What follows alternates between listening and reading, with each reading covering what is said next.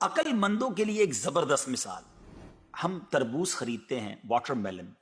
مثال کے طور پہ 5 کلو کا ایک تربوز ہم نے خریدا، اور جب اسے کھانے لگتے ہیں تو پہلے اس کا چھلکا اتارتے ہیں نا.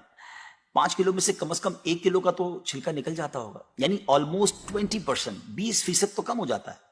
مگر کیا کبھی ہمیں افسوس ہوتا ہے اس کا؟ کیا ہم سوچتے ہیں کہ ہم نے تو تربوز چھلکے کے ساتھ خریدا ہے، چلو آج چھلکے کے ساتھ ہی کھا لیتے ہیں؟ ایسا نہیں کرتے نا. اسی طرح مالٹے کا بھی حال ہے کہ ہم خوشی خوشی سے اس کا چھلکا اتار دیتے ہیں، حالانکہ ہم نے چھلکے سمیت خریدا ہوتا ہے، مگر اس چھلکے کو پھینکتے ہوئے ہمیں کوئی تکلیف نہیں ہوتی. یہی حال مختلف پھل اور سبزیوں کا ہے.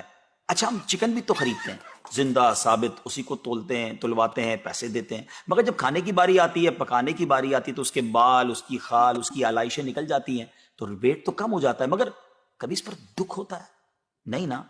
تو پھر 40,000 میں سے 1,000 دینے پر، 1,00,000 میں سے صرف 2,500 دینے پر ہمیں کیوں بہت تکلیف ہوتی ہے؟ حالانکہ یہ صرف 2.5% تو بنتا ہے، یعنی 100 روپے میں سے صرف 2.5 روپے.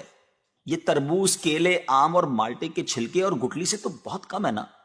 اسی تو زکوٰۃ فرمایا گیا. ہاں، ایک اور بات، سال میں ایک ہی بار دینا ہوتا ہے. مالٹے کا، تربوز کا تو ہر بار چھلکا اتارنا ہوتا ہے نا.